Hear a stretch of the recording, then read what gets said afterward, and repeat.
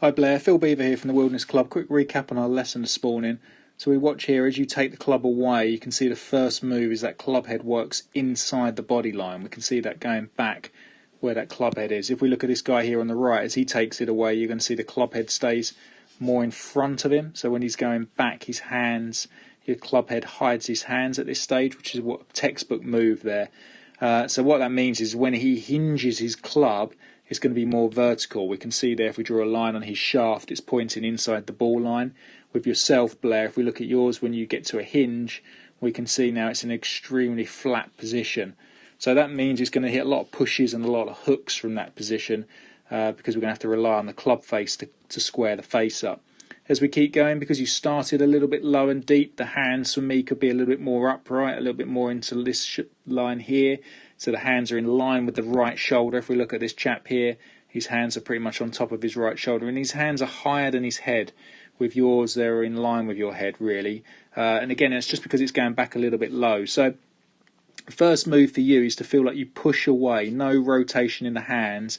And we can see at this stage here, that left hand there is rotating to the right, which is getting the club head to go inside. So if we set up neutral, push away to the right thigh with the shoulders so the hands do nothing, and then once the clubs reach that right thigh, like this guy here, Emilio, from there, now he can start to hinge the club more vertical.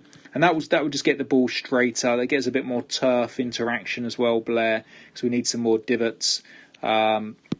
And just get you striking it better. If we look at your position there and this chap's at the same position, we can see that yours cuts through your right forearm. His is just slightly above it, but pretty much on the money. But if we look at your club head, you can see it's dropping underneath that forearm. I'm drawing a couple of circles where that club head is.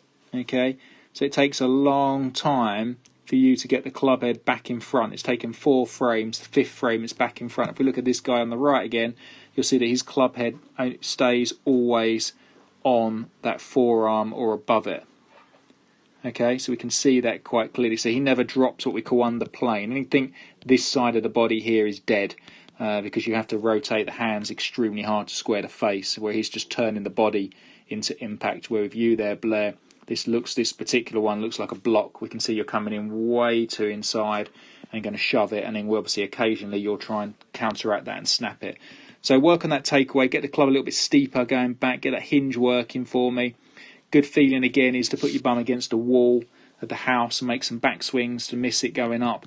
Get some divots, and we should be striking it much better and hitting it much straighter. Thank you.